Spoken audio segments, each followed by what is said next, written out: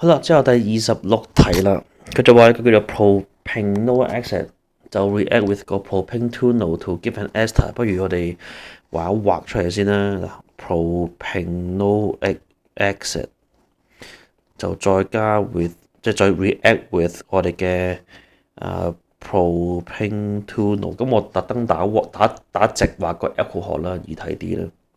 咁呢個 H2O 就會唔見咗，咁就出嚟嘅 ester 咧就會係呢個樣啦，呢個樣啦。咁跟住就問你個 yield 係幾多嘅？個 yield 係幾多？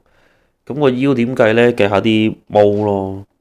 你而家係叫做幾多嘅？30 gram 係個 propanol acid。咁我哋計翻個 mol 先啦，個 mol 先啦。12乘翻3粒，再加咁 H 有1、2、3、4、5、6，加多6，再加多16乘翻2。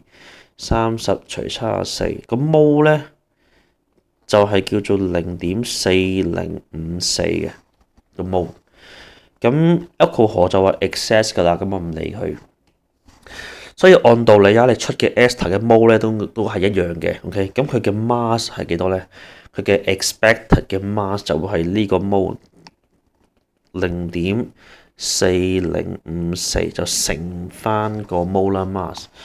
咁乘啦，照乘啦。佢有12個 carbon 有6粒，再加多 O 有2粒，咁 H 就係有1、2、3、4、5、6、7、8、9、10、11、12個 hydrogen， 撳落去係叫做47.027 gram。OK， 呢個係 expected 嘅 mass 嚟嘅。